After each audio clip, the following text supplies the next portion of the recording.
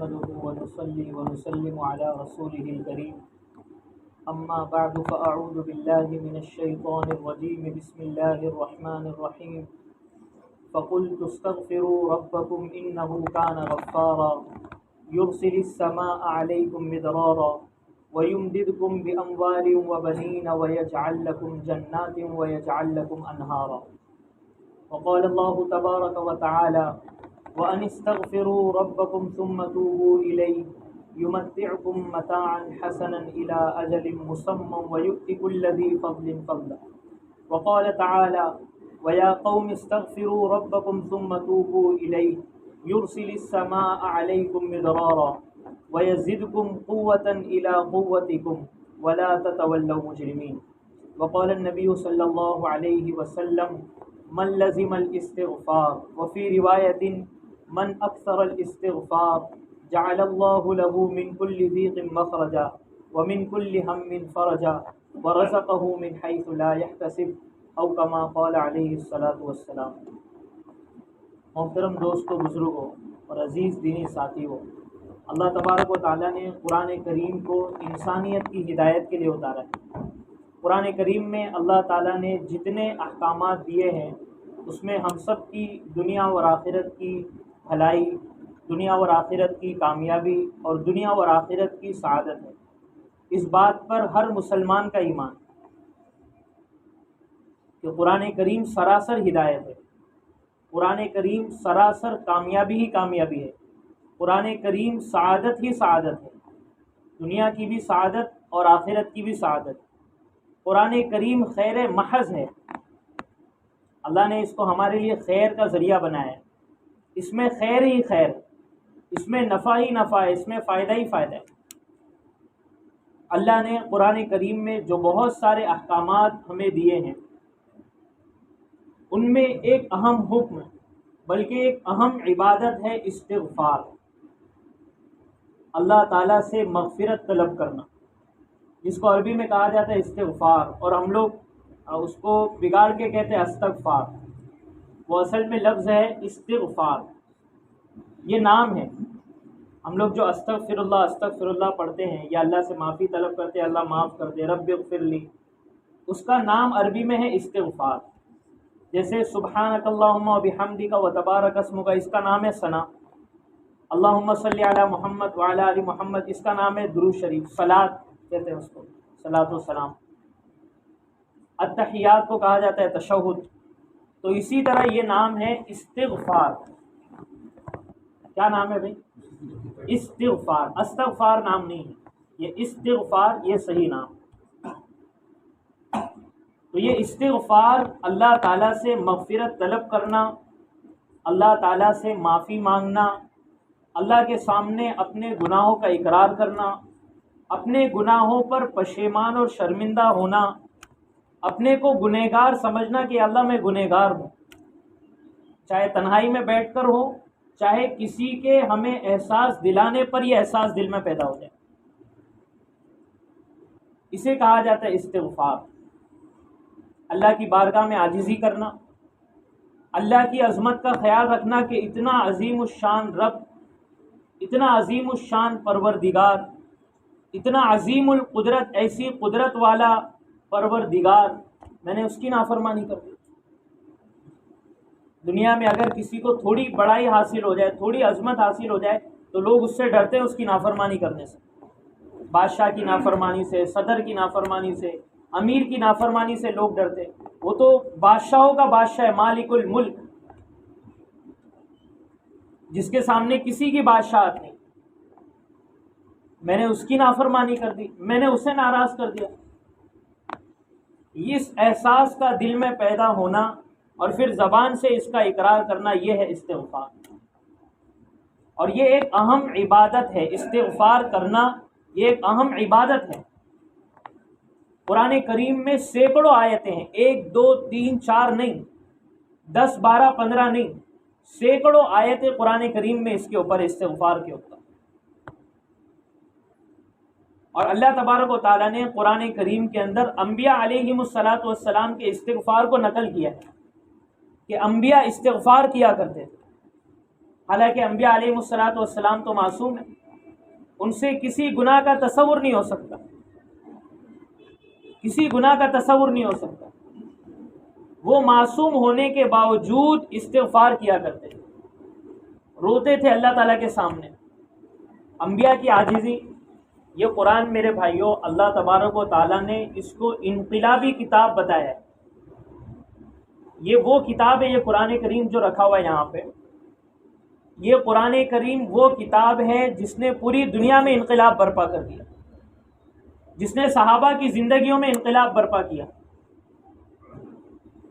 اور آج بھی اس میں انقلاب برپا کرنے کی صلاحیت ہے اگر اس قرآن کو ہم تھام لیں، اس قرآن کو ہم پڑھیں، اس قرآن کو ہم سمجھیں، اس قرآن کی تعلیمات پر اگر ہم عمل کریں تو یہ کتاب ہمارے اندر انقلاب پیدا کر دے گی، ہماری دل کی دنیا بدل جائے گی جیسے صحابہ کرام کی زندگی بدلی۔ لیکن وجہ کیا ہے؟ ہماری زندگیاں کیوں نہیں بدل رہی؟ کتنی کتابیں ہم پڑھ رہے ہیں، کتنے وظائف ہم کر رہے ہیں، کتنے چلے ہم کاٹ رہے ہیں، کتنے بزرگوں کی صحبتوں میں ہم جا رہے ہیں، کتنے بیانات ہم سن رہے ہیں، ہمارے اندر انقلاب اس لیے نہیں آ رہا ہے کہ ہمیں قرآن کا ہی پتہ نہیں کہ قرآن ہم سے کیا کہہ رہا ہے۔ یاد رکھیے میرے بھائیوں کہ گھنٹوں بیانات اگر ہم سن لیں اس میں وہ تاثیر نہیں ہے جو آپ ایک آیت پڑھ لیں، اس کا ترجمہ سمجھ لیں، جو یہ ایک آیت آپ کے اندر تبدیلی لائے۔ قرآن کے اندر اللہ نے عجیب تاثیر رکھی ہے۔ تراویح جو ہوتی ہے، تراویح کا ایک مقصد علامہ ابن تیمیہ رحمۃ اللہ علیہ نے یہ لکھا ہے کہ تراویح کا مقصد ہے پورا قرآن مسلمانوں کو سنانا تاکہ یہ قرآن ان کے دلوں پر اثر کرے۔ کفار میں 3 بڑے بڑے کافر تھے، ابو سفیان، اور 2 کے نام یاد نہیں آ رہے، بڑے بڑے کافر تھے یہ، اور عربوں میں ان کو سردار کا مقام حاصل تھا۔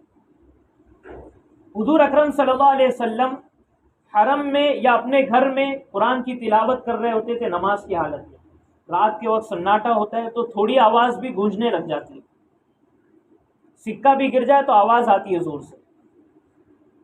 تو یہ تینوں جمع ہوئے، تینوں میں سے کسی کو پتہ نہیں کہ دوسرا بھی آ رہا ہے۔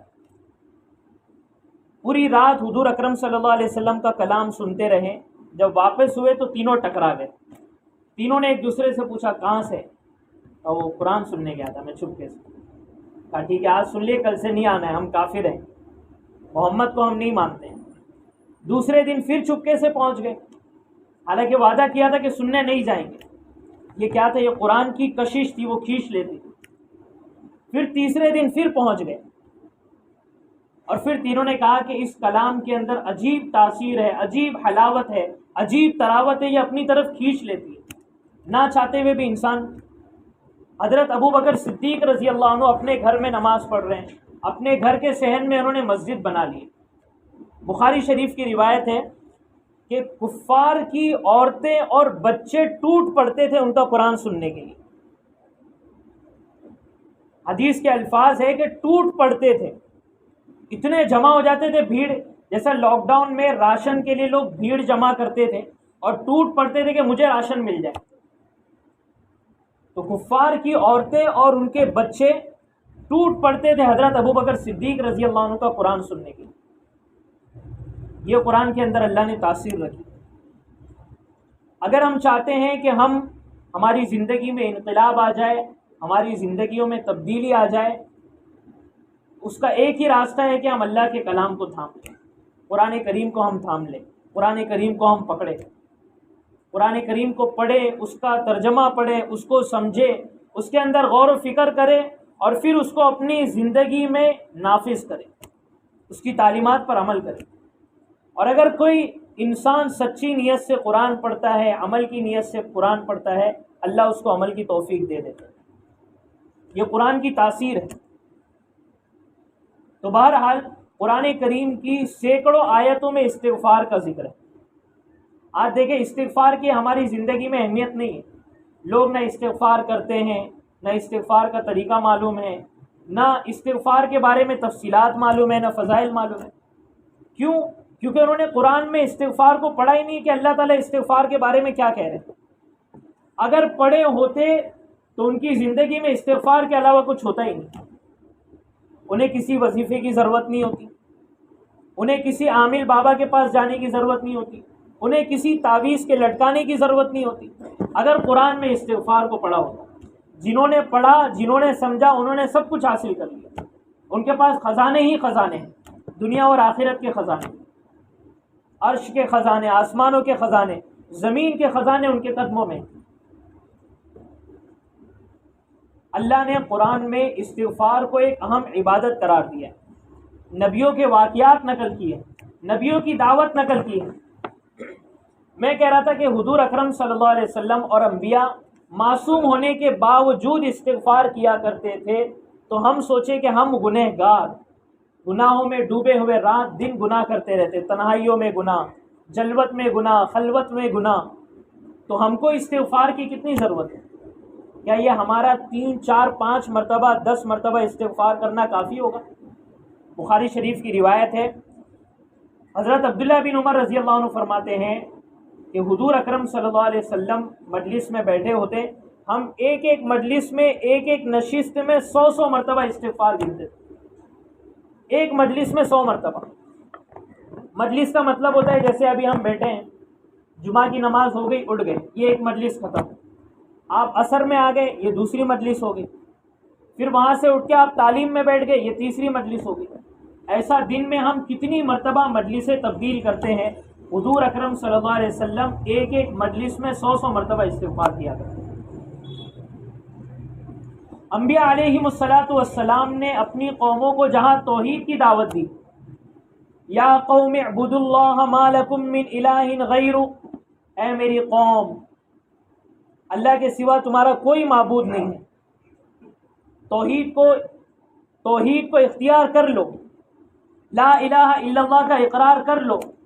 جہاں انبیاء علیہ الصلوۃ والسلام نے اپنی قوم کو یہ دعوت دی ہے، اسی کے ساتھ انبیاء نے اپنی قوم کو دعوت دی ہے استغفار کی۔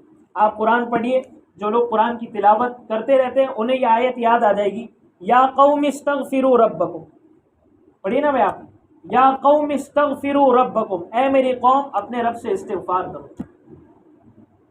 ثم توبوا الیہ، ساتھ میں توبہ بھی کرو۔ حضرت ہود علیہ السلام اپنی قوم کو دعوت دے رہے، وَإِلَىٰ عَادٍ أَخَاهُمْ هُودًا، اپنی قوم عاد کو دعوت دے رہے۔ حضرت صالح علیہ السلام اپنی قوم سمود کو دعوت دے رہے۔ حضرت شعیب علیہ السلام اپنی قوم شعیب کو دعوت دے رہے، کیا کہ اے میری قوم استغفار کرو۔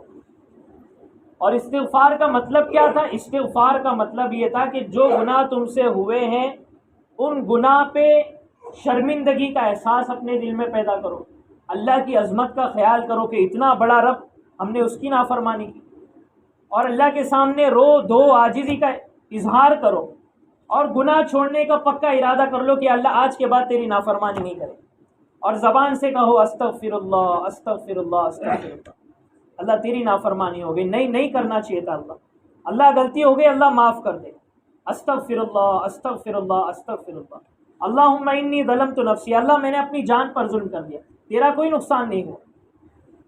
یہ تھا استغفار کا مطلب۔ استغفار کا مطلب صرف استغفر اللہ کہنا نہیں کہ آدمی نماز بھی چھوڑ رہا ہے ساتھ میں استغفار بھی کر رہا ہے، آدمی حرام بھی کھا رہا ہے اور ساتھ میں استغفر اللہ بھی چل رہا ہے، آدمی زمینیں بھی ہڑپ کر رہا ہے ساتھ میں استغفر اللہ بھی چل رہا ہے، آدمی اپنے بھائی بہنوں کا وراثت کا حق بھی دبا کے بیٹھا ہوا ہے، وراثت کا حق کھا کے بیٹھا ہوا ہے، اور ساتھ میں تسبیح بھی پھیر رہا ہے استغفر اللہ، بد نظری بھی ہو رہی ہے اور استغفر اللہ بھی ہو رہا ہے، ناجائز تعلقات بھی بنا کے رکھا ہے، حرام کاریاں بھی ہو رہی ہے اور ساتھ میں استغفر اللہ، یہ استغفار نہیں ہے۔ اگر یہ ہوتا تو ان قوموں کے لیے آسان تھا یہ کرنا، وہ ساتھ میں گناہ بھی کرتے رہتے ہیں، شرک بھی کرتے رہتے ہیں اور زبان سے کہتے ہیں استغفر اللہ، یہ استغفار نہیں ہے تو مذاق ہے۔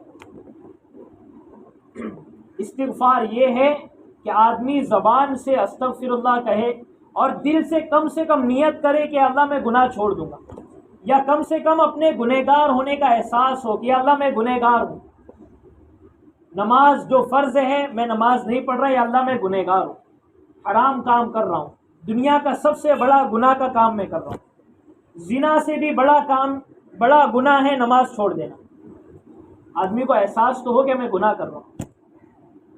آج ہمارا میرے بھائیوں سب سے بڑا مسئلہ ہے، جو میں بار بار بیانات میں کہتا ہوں، کہ ہمارے دلوں سے گناہوں کا احساس نکل چکا ہے۔ ہر انسان جس گناہ میں مبتلا ہے اس گناہ کا احساس نکل گیا ہے، اور اگر کوئی احساس دلائے تو بجائے اس کے کہ اس کا شکر مانے، آدمی اکڑ جاتا ہے، تم مجھے گنہگار سمجھ رہے ہو۔ بھائی ہمیں تو اس کا احسان ماننا چاہیے کہ اس نے ہمیں احساس دلایا، تبھی تو ہم جا کے استغفار کریں گے، اللہ سے معافی مانگیں گے، اللہ ہمیں معاف کرے گا اور دنیا میں ہمیں عزت ملے گی۔ یہ تو ہمیں احسان ماننا چاہیے۔ اور اسی وجہ سے لوگوں کو استغفار کی توفیق نہیں مل رہی، کیونکہ اپنے گناہ کا احساس ہی نہیں ہے۔ کوئی اگر گناہ کا احساس دلائے تو احساس ہونے کے بجائے وہ آدمی اکڑ رہا ہے، تکبر کر رہا ہے۔ تو بہرحال استغفار کا مطلب یہ ہے کہ ہمارے دل میں سب سے پہلے گناہ کا احساس پیدا ہو جائے۔ دیکھیں عمل کی توفیق ملے نہ ملے، گناہ چھوٹے نہ چھوٹے، یہ دوسرے نمبر پہ، سب سے پہلے دل میں احساس پیدا ہو جائے کہ یا اللہ میں گنہگار ہوں، بس میں گنہگار ہوں، تو انشاءاللہ اس کے بعد جو استغفار ہوگا وہ استغفار گناہ چھوڑنے کی توفیق بھی عطا کرے گا انشاءاللہ۔ تو یہ ہے استغفار، اس کے ساتھ دل کے احساس کے ساتھ استغفر اللہ استغفر اللہ استغفر اللہ۔ استغفار کے لیے کوئی الفاظ خاص نہیں ہے، آدمی اردو میں کہتے یا اللہ میری مغفرت کر فرما، اے اللہ میں تجھ سے مغفرت طلب کرتا ہوں، استغفر اللہ ربی من کل ذنب واتوب الیہ، استغفر اللہ الذی لا الہ الا هو الحی القیوم واتوب الیہ، رب اغفر لی، اللہم اغفر لی، جو چاہے الفاظ کہہ لیں۔ تو میں کہہ رہا تھا کہ نبیوں نے اپنی قوم کو دعوت دی ہے توحید کے ساتھ استغفار کی بھی، کہ اے میری قوم استغفار کرو، اور ساتھ میں استغفار کے فضائل بھی بیان فرمائے۔ قرآن میں اللہ تبارک و تعالیٰ نے استغفار کے فضائل بیان فرمائے۔ جو انسان اگر قرآن میں استغفار کی فضائل والی آیتوں کو پڑھ لے گا وہ کبھی استغفار کو نہیں چھوڑے گا، اسے کسی وظیفے کی ضرورت نہیں پڑے گی استغفار کے علاوہ۔ اسی لیے لوگ پوچھتے ہیں کہ بھائی وظیفہ کتنی بار استغفار کریں۔ حدیث میں تو آتا ہے کہ حضور اکرم صلی اللہ علیہ وسلم ایک دن میں 70 مرتبہ سے زیادہ، 100 مرتبہ سے زیادہ استغفار کیا کرتے ہیں۔ تو استغفار کے لیے کوئی تعداد نہیں ہے، جتنی مرتبہ چاہے کرے، لیکن زیادہ سے زیادہ کرے میرے بھائی۔ 5 6 مرتبہ، 10 مرتبہ، 50 مرتبہ میں وہ بات نہیں آئے گی، اس لیے زیادہ سے زیادہ کتنی مرتبہ کریں؟ تو اللہ والے فرماتے ہیں کہ ایک دن میں کم سے کم 1200 مرتبہ کرنا چاہیے۔ کتنی مرتبہ؟ 1200 مرتبہ۔ اور ہم کتنی مرتبہ کرتے ہیں؟ 5 مرتبہ، 3 مرتبہ۔ یہ ہم لوگوں کو پوچھتے ہیں، لوگ وظیفہ پوچھنے آتے ہیں، ہم ان کو بتاتے ہیں کہ بھائی 1000 2000 مرتبہ۔ پھر جب مہینوں بعد ملتے ہیں، دنوں بعد ملتے ہیں، کتنی بار کرتے ہیں؟ ہاں 10 مرتبہ 50 مرتبہ ہو جا رہا ہے، لیکن کچھ فرق نہیں پڑ رہا ہے، حالات نہیں بدل رہے، قرضے نہیں ادا ہو رہے۔ بھائی وہ صحابہ کرام تھے جن کے ایک مرتبہ میں بھی تاثیر تھی۔ آپ بولے کہ کیسے تاثیر تھی؟ ان کا ایمان بہت زیادہ مضبوط تھا، بہت زیادہ مضبوط۔ سمندر میں گھوڑے دوڑانے کے لیے کہا گیا تو فوراً دوڑا دیے۔ کیا میں اور آپ سمندر میں گھوڑے دوڑا دیں گے؟ میں اور آپ جماعت میں جانے کے لیے، اللہ کے راستے میں نکلنے کے لیے سارے اسباب پہلے سامنے ہمیں چاہیے، پلین کی ٹکٹ چاہیے، ٹرین ریزرویشن چاہیے، جنرل میں نہیں جائیں گے۔ اور غلط بھی نہیں ہے بھائی، ریزرویشن کر کے جانا چاہیے ورنہ پریشان ہو جائیں گے، غلط بات نہیں، لیکن میں لیول بتانا چاہ رہا ہوں کہ اگر کبھی ایسے حالات آ جائے کہ بھائی یہاں سے دلی پیدل جانا رہے گا، یہاں سے اورنگ آباد پیدل جانا رہے گا، تو کتنے تیار ہوں گے اور کتنے گھر پہ چلے جائیں گے؟ امیر صاحب بھی چلے جائیں گے، کوئی نہیں رہے گا تیار۔ یہ کیا ہے؟ یہ ایمان کا لیول ہے۔ میں نہیں کہہ رہا ہوں کہ غلط بات ہے، سارے چلے گئے، بھگوڑے بھاگے، نہیں، میں بھی چلا جاؤں گا، میں بھی اس میں شامل ہوں۔ اکثروں کا وہی حال ہے کہ ہمارا ایمانی لیول کمزور ہے، تو کمزور ہونے کی وجہ سے 10-5 میں بات نہیں بنی۔ اور صحابہ کرام کا معاملہ کیا تھا؟ ایک بار میں بات بن جاتی، ایمانی لیول ان کا ایسا۔ حضرت علی رضی اللہ عنہ کے بارے میں آتا ہے کہ جب کوئی پریشانی آتی، جب کوئی حالات آتے، جب کوئی مصیبت آتی، تو تنہائی میں جاتے اور بیٹھ کے ایک دعا پڑھا کرتے تھے، جس دعا کے اندر، جس استغفار کے اندر 13 قسم کے نقصانات کا ذکر کیا گیا، کہ انسان جب گناہ کرتا ہے تو اس کے اوپر 13 قسم کی پریشانی آتی ہے. ان 13 قسم کی پریشانیوں سے، مصیبتوں سے حضرت علی رضی اللہ عنہ استغفار کر رہے کہ یا اللہ میں استغفار کرتا ہوں، مجھے اس تکلیف سے بچا لے. گناہ کی نحوست 13 نحوست ہے. پہلی نحوست کیا ہے کہ بعض گناہ وہ ہوتے ہیں جو اللہ کے انتقام کو، اللہ کے غضب کو بھڑکا دیتے ہیں، اللہ کا غضب نازل ہو جاتا ہے.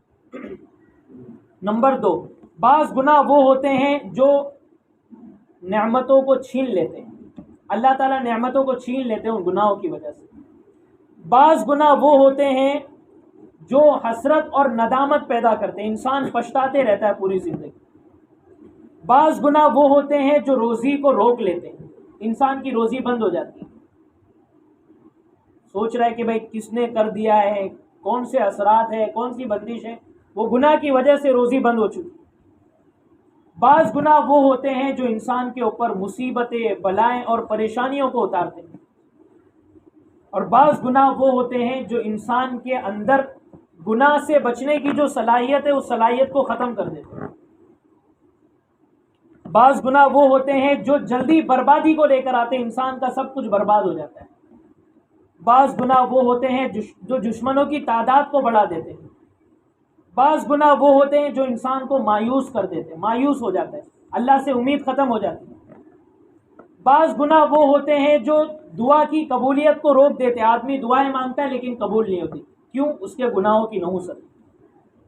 بعض گناہ وہ ہوتے ہیں جو آسمان سے بارش کو روک دیتے ہیں، بارش ہونا بند ہو جاتی ہے. بعض گناہ وہ ہوتے ہیں جو ہواؤں کو تاریک کر دیتے ہیں. اور بعض گناہ وہ ہوتے ہیں جو انسان کو گھر بیٹھے بیٹھے ذلیل کر دیتے ہیں، انسان کے اوپر اللہ کی جو ستاری کی چادر ہوتی ہے اس چادر کو ہٹا دیتے ہیں اور انسان ذلیل اور رسوا ہو جاتا ہے لوگوں. یہ سب گناہوں کی نحوست ہے. حضرت علی رضی اللہ عنہ ایک استغفار پڑھا کرتے تھے، جب بھی کوئی مصیبت آتی وہ سمجھ جاتے کہ یہ میرے کسی گناہ کی نحوست کی وجہ سے ہے، وہ جا کے یہ استغفار پڑھتے ہیں.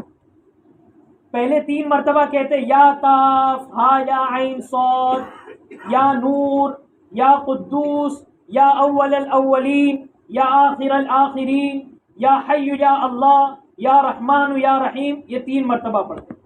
پھر اس کے بعد کہتے اغفر لی الذنوب التی تحل النقم. یہ جو میں نے جتنے نحوستیں گنایا ہوں ان تمام نحوستوں سے وہ پناہ مانگتے، یا اللہ میرے ان تمام گناہوں کو معاف فرما جو گناہ تیرے غضب کو، تیرے انتقام کو نازل کرتے ہیں. واغفر لی الذنوب التی تغیر النعم. یا اللہ میرے ان تمام گناہوں کو معاف فرما جو گناہ نعمتوں کو چھین لیتے ہیں. واغفر لی الذنوب التی تورث الندم. واغفر لی الذنوب التی تحبس القسم. یا اللہ میرے ان تمام گناہوں کو معاف فرما جن گناہوں کی نحوست کی وجہ سے میری روزی بند کر دی گئی، میری روزی میں نحوست آ گئی. پوری آخر تک دعا ہے. تو ان 13 قسم کے گناہوں سے حضرت علی رضی اللہ عنہ پناہ مانگا کرتے، استغفار کیا کرتے. تو استغفار کے اندر اللہ تبارک و تعالیٰ نے بہت تاثیر رکھی ہے. آپ صرف قرآن کی آیتیں پڑھ لیں. سورہ انفال کی آیت ہے، فرمایا کہ اے مسلمانوں تمہارے لیے 2 امان ہیں، حفاظت کے 2 ذریعے ہیں، ایک رسول اللہ صلی اللہ علیہ وسلم کی ذات اور ایک استغفار. جب تک رسول اکرم صلی اللہ علیہ وسلم تمہارے درمیان زندہ تھے، حیات تھے، چلتے پھرتے تھے، تب تک تم امان میں تھے، اللہ کی حفاظت میں تھے. اور جب حضور اکرم صلی اللہ علیہ وسلم تمہارے درمیان سے چلے گئے تو اب دوسری چیز حفاظت کی تمہارے لیے استغفار ہے. کوئی تکلیف آئے، کوئی پریشانی آئے، کوئی مصیبت آئے، استغفار کرو، اللہ اس تکلیف کو دور کر دے. سورہ انفال وما كان اللہ معذبهم وهم يستغفرون. استغفار میں اللہ نے تمام پریشانیوں کا حل رکھا ہے، تمام پریشانیوں کا حل. دنیا کی کوئی پریشانی، کوئی مصیبت، کوئی تکلیف ایسی نہیں ہے جس کا حل اللہ نے استغفار میں نہ رکھا. کوئی بیماری ایسی نہیں ہے جس کا حل اللہ نے استغفار میں نہ رکھا. سورہ ہود میں ہے استغفار کرو اللہ تعالیٰ تمہیں صحت دے گے. یزدکم قوتا الی قوتکم. استغفار کرو اللہ تعالیٰ تمہیں طاقت دیں گے. مزید طاقت دیں گے، جتنی طاقت چاہیے اللہ تمہیں طاقت دے گا۔ کوئی بیماری ایسی نہیں ہے جس کا علاج استغفار میں نہ ہو، اور لوگوں نے کیا علاج۔ ایک عورت کو کینسر ہو گیا، ڈاکٹروں نے لا علاج بتایا اور کہا تاریخ دے دی کہ اس تاریخ تک یہ مر جائے گی۔ اس عورت نے کہا کہ میں اپنے اللہ سے منواؤں، رات دن استغفار، استغفر اللہ استغفر اللہ استغفر اللہ۔ نماز کی پابندی بھی ہے، حرام سے بچنے کا اہتمام بھی ہے، اور جتنا وقت بچ رہا ہے استغفار، ہزاروں لاکھوں مرتبہ اس نے استغفار کیا۔ چند دنوں کے بعد اس کا چیک اپ ہوا، ڈاکٹروں نے کہا کہ کینسر کا نام و نشان نہیں، نام و نشان ختم ہو گیا، کوئی علاج نہیں، کوئی آپریشن نہیں، ختم۔ کئی بڑی بڑی بیماریوں کا علاج استغفار میں اللہ نے سارے مسائل کا حل رکھا ہے، لیکن ہم استغفار میں تلاش ہی نہیں کرتے، ہمارے ذہن میں بس دوائی ہے، آپریشن ہے۔ استغفار معلوم ہے لیکن ہمارے دل میں اتر نہیں رہا ہے۔ کیوں نہیں اتر رہا ہے؟ اس لیے کہ ہم جب قرآن پڑھتے ہیں ہم نے قرآن میں غور نہیں کیا کہ قرآن میں اللہ کہہ رہا ہے کہ میرے بندے استغفار کر، میں تیرے کینسر کا علاج کروں گا، میں تیرے درد کا علاج کروں گا، میں تیرے زخم پر مرہم رکھوں گا، میں تیری بیماری کا علاج کروں گا۔ ہم نے یہ کبھی غور ہی نہیں کیا۔ اگر ہم ایک مرتبہ بھی غور کر لیتے تو یقین مانیے یہ آیت ہمارے دل میں بیٹھ جاتی اور ہم پھر استغفار کرتے، رات دن استغفار۔ فرمایا استغفار کرو میں تمہیں بہترین زندگی دوں گا۔ وَأَنِ اسْتَغْفِرُوا رَبَّكُمْ، اللہ کہہ رہا ہے کہ میں تمہیں حکم دیتا ہوں استغفار کرو۔ کیا دوں گا؟ يُمَتِّعْكُمْ مَتَاعًا حَسَنًا إِلَىٰ أَجَلٍ مُّسَمًّى، موت تک پرسکون زندگی، راحت والی زندگی، عافیت والی زندگی۔ استغفار کرو۔ ہم میں سے کون ہے جو سکون والی زندگی نہیں چاہتا؟ لیکن وہی بات 5-10 مرتبہ میں بات نہیں بنے گی، ہزاروں مرتبہ کرنا رہے گا۔ میں تو کہتا ہوں بھائی کم سے کم 300 مرتبہ تو ہم کر لیں، 300 مرتبہ سے اسٹارٹ کریں۔ لیکن کرنے والے ماشاءاللہ ایک ایک دن میں 10-10 ہزار مرتبہ کر رہے ہیں، 10-10 ہزار مرتبہ۔ اور ایسے تو الحمدللہ کئی لوگ ہیں جن کو ہم جانتے ہیں ایک دن میں 3-3 ہزار مرتبہ کرتے ہیں۔ ایک دن میں کتنی مرتبہ استغفار؟ وہ ہمارے جیسے لوگ ہیں بھائی، ان کے ساتھ بھی بیوی بچے ہیں، کاروبار ہے، نوکری ہے، کھانا پینا ہے، بیماری ہے، سب لگا ہوا ہے، ان سب کے ساتھ وہ 3,000 مرتبہ استغفار کر رہے ہیں۔ جیسے ہمارے لیے ہسپتالوں کے چکر لگانا آسان ہے، رات رات بھر اپنے والدین کے لیے، اپنے بچوں کے لیے ان کی بیماری میں ہاسپٹل میں بیٹھنا آسان ہے، اپنا کام کاج چھوڑنا آسان ہے، اپنی دکان بند کرنا آسان ہے، تو ان قرآن پڑھنے والوں کے لیے، قرآن سمجھنے والوں کے لیے استغفار کرنا آسان ہے۔ پھر فرمایا اللہ تبارک و تعالیٰ نے کہ استغفار کرو، یرسل السماء علیکم مدرارا، اللہ آسمان سے بارشیں برسائے گا۔ ہر انسان چاہتا ہے کہ میری روزی کی تنگی دور ہو جائے، میرا کاروبار اچھا چلے، مجھے صحت حاصل ہو جائے، میرا ذاتی گھر ہو جائے، مجھے گھر مل جائے، بیوی مل جائے، پھر مجھے اولاد مل جائے، مجھے بیٹے مل جائے۔ اللہ کہہ رہے ہیں میرے بندے استغفار کر، میں تجھے سب دوں گا۔ استغفار کر، میں تجھے سب دوں گا، جتنا تیرے اختیار میں ہے تو کر، اس کے بعد استغفار کر کے میرے اوپر چھوڑ دے، میں تجھے سب دوں گا۔ قرآن میں اللہ کہہ رہا ہے یرسل السماء علیکم مدرارا ویمددکم باموال، مال چاہیے میں تجھے دوں گا، گھر چاہیے میں تجھے گھر دوں گا، جائیداد چاہیے میں تجھے جائیداد دوں گا۔ ایک عورت بھری جوانی میں اس کے شوہر کا انتقال ہو گیا، یہ میں آپ کو قرآن سمجھا رہا ہوں واقعات کے ذریعے سے، کہ کرنے والے کر رہے ہیں اور خوب خزانے لوٹ رہے ہیں، ہم محروم اس لیے ہیں کہ ہم کر ہی نہیں رہے۔ ہماری محرومی کی وجہ ہم خود ہیں۔ اگر کسی کو بتائے نا، ہم دیکھیں 100 لوگ ہمارے پاس آتے استغفار کا وظیفہ بتائے تو 2-3 لوگ لے لیتے ہیں، باقی لوگ ٹھیک ہے وہ آپ کی بات برابر ہے، لیکن آپ تعویذ دے دیں گے تو اچھا رہے گا۔ او بھائی تعویذ قرآن سے اچھا کیسے ہو گیا؟ اور اسی لیے تمہارا استغفار تمہیں فائدہ نہیں دے رہا ہے کہ تم تعویذ کو قرآن کے استغفار سے افضل سمجھ رہے ہو۔ یہ تمہاری گمراہی ہے، یہ تمہاری جہالت ہے۔ تعویذ تو ان لوگوں کے لیے جن کو پڑھنا جننا کچھ نہیں آتا، مجبوری کی چیز ہے، وہ جائز ہے، لیکن تم نے تعویذ کو استغفار سے افضل سمجھ لیا، اللہ نے بھی تمہیں تعویذ کے حوالے کر دیا۔ تو میں واقعات اس لیے سنا رہا ہوں تاکہ یہ بات ہمیں سمجھ میں آ جائے، ہم اپنا نظریہ بدلے، اپنی سوچ بدلے۔ آج ہماری قوم کے ذہنوں میں یہی بات بیٹھی ہوئی، تعویذ تعویذ تعویذ، لٹکا دینا ہے، لگا دینا ہے، بس استغفار کرنے سے ٹھیک ہے بس۔ تو بھری جوانی میں وہ عورت بیوہ ہو گئی، 5 بچے تھے اس کے، ذاتی گھر بھی نہیں تھا اس کے پاس، ان بچوں کو کھلانا پلانا بھی ہے، گھر کے رہنے کا بھی انتظام کرنا ہے۔ شروع میں حالات آئے، پریشانی ہوئی، ماری ماری پھر رہی، تھوڑا بہت تھا اس سے کام چل رہا تھا، لیکن اب آگے کیسے چلے؟ دوسرا نکاح کر لے، بیوہ عورت سے جلدی کوئی نکاح نہیں کرتا، اگر بچے ہو تو پھر اور کوئی جلدی نکاح کے لیے تیار نہیں ہوتا، اور 5 بعد بچے ہو تو نہیں تیار ہوتا۔ ہمارے پاس آتے معاملات تو ہم کوشش کرتے ہیں کہ معاشرے میں بیوہ عورتوں کے بھی نکاح ہو جائے، تو لوگ کہتے ہیں کہ مفتی صاحب ایسی عورت دیکھے جس کے بچے نہ ہوں۔ بے شک میں بیوہ سے کروں گا، میں بھی طلاق یافتہ ہوں، میری بھی عورت کا انتقال ہوا ہے، لیکن ایسی عورت بتائے کہ اس کے بچے نہ ہوں۔ آپ کو میں حیرانی کی بات بتاؤں کہ لوگ 2 بچے والی عورت سے بھی نکاح کے لیے تیار نہیں ہوتے، تو 5 بچے والی عورت سے نکاح کے لیے کون تیار ہوگا؟ لوگ بولتے ہیں بچوں کی جھنجھٹ ہمیں نہیں چاہیے۔ تو بہرحال اس عورت نے رات دن استغفار شروع کیا، استغفر اللہ استغفر اللہ استغفر اللہ۔ اللہ کا کرنا ایسا ہوا کہ جدی پشتی یعنی ان کے خاندانی جائیداد کے گم شدہ کاغذات دستیاب ہو گئے، مل گئے، اور پھر پتہ چلا کہ بھائی تمہارے دادا پرداداؤں نے جو چھوڑے ہیں زمینیں وہ تمہارے نام پہ ہونے والی، اور اس کو بہت بڑی جائیداد، حویلی، ساری چیزیں ملی۔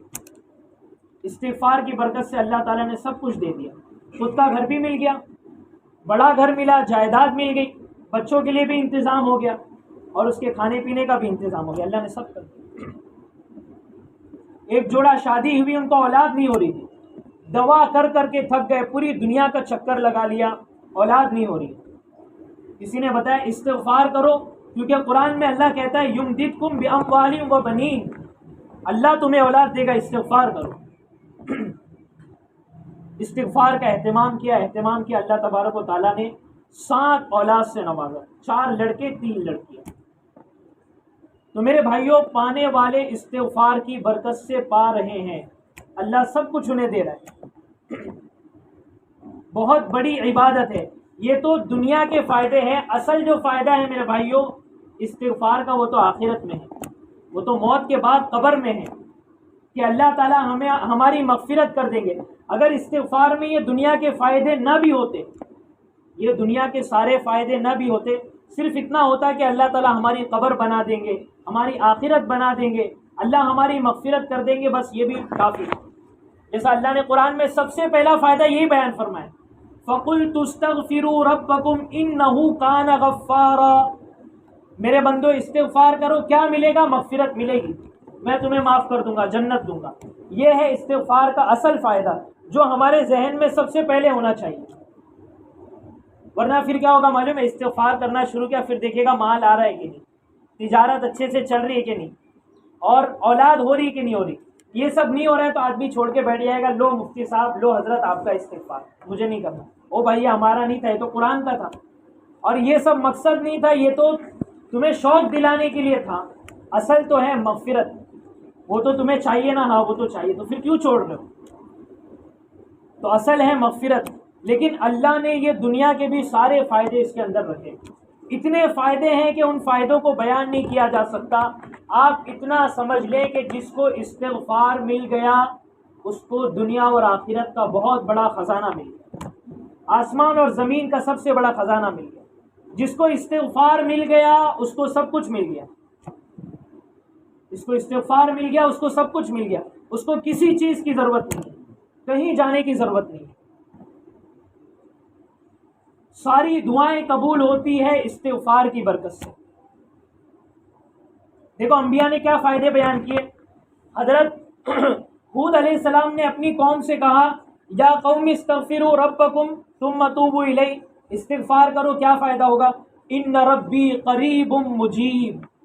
آپ قرآن پڑھے، ترجمہ پڑھے، آپ کو دل میں احساس ہوگا یار استغفار کا واقعی میں یہ فائدہ ہوتا ہے، قرآن کہہ رہا ہے۔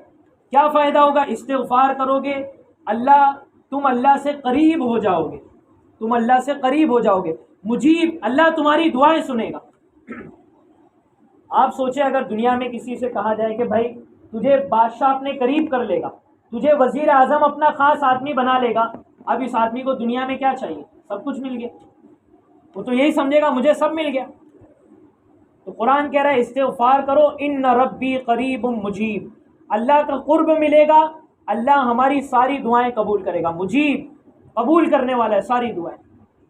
آگے دوسری آیت میں فرمایا، حضرت صالح علیہ السلام اپنی قوم سے کہہ رہے یا قوم استغفروا، میری قوم استغفار کرو، استغفر اللہ استغفر اللہ، ندامت کے ساتھ۔ کیا ملے گا؟ بلکہ شعیب علیہ السلام فرما رہے ان ربی رحیم ودود، ان ربی رحیم ودود، قربان جائے کیا آیت ہے۔ صحابہ کرام اور ہمارے اسلاف جو ہے، ہم پڑھتے ہیں نا کتابوں میں سنتے ہیں کہ ایک ایک آیت کو بار بار پڑھتے رہتے تھے۔ وجہ یہ تھی کہ آیت کے اندر ایسے معانی اور ایسی لذت ہوتی تھی کہ وہ پوری پوری رات پڑھتے رہتے۔ اب آپ ترجمہ سنیے اور سوچئے کہ اگر یہ آیت اگر میں سمجھ لوں تو میں تو پوری رات پڑھتا رہوں۔ ان ربی رحیم ودود، استغفار کرو، اللہ تم پہ رحم کرے گا، مہربانی کرے گا، اور کیا کرے گا؟ ودود، اللہ تم سے محبت کرے گا، تم اللہ کے محبوب بن جاؤ گے۔ ودود کہتے ہیں اس کو جو ایک دم ٹوٹ کے محبت کرے، بہت زیادہ محبت کرے۔ اس لیے نکاح کے موقع پر حدیث پڑھی جاتی ہے تزوج الودود الولود، ایسی عورت سے نکاح کرو جو زیادہ بچے دینے والی ہو، جس سے تمہیں بہت زیادہ بچے ہو، اور الودود جو تم سے بہت زیادہ محبت کرنے والی۔ تو استغفار سے اللہ کی محبت ملتی ہے۔ اور میرے بھائیوں، اگر ہم سوچیں ہمارا اگر کوئی محبوب ہے جس سے ہم محبت کرتے ہو، ہماری بیوی، ہمارے بچے، ہمارے ماں باپ، کیا ہم چاہیں گے کہ یہ کبھی تکلیف میں رہیں؟ نہیں۔ ہم جتنا تھکتے ہیں، پریشان ہوتے ہیں، محنت کرتے ہیں، کس کے لیے کرتے ہیں؟ ہمارے بچوں کے لیے، ہماری بیوی کے لیے، اور ہمارے ماں باپ کے لیے۔ تو جب ہم اللہ کے لیے، کوئی مثال نہیں دی جا سکتی، جب ہم اللہ کے محبوب بن جائیں گے تو پھر اللہ بھی ہمیں تکلیف میں دیکھنا پسند نہیں کریں گے، اللہ ہمیں تکلیف میں نہیں رکھے۔ یہ سارے فضائل ہیں میرے بھائیوں استغفار کے۔ اس وجہ سے گزارش ہے کہ ہم، یہ رمضان کا مہینہ بھی آ رہا ہے، رمضان کی خاص عبادت استغفار ہے، ابھی سے استغفار کرنے کا اہتمام شروع کر دے۔ چلتے پھرتے، اٹھتے بیٹھتے، بستر پر، ہر جگہ استغفار، خوب استغفار کرے۔ حدیث میں بھی کہا گیا من لزم الاستغفار، استغفار کو لازم پکڑ لو، چھوڑنا ہی نہیں ہے۔ من اکثر الاستغفار، استغفار کی کثرت کرتا ہے۔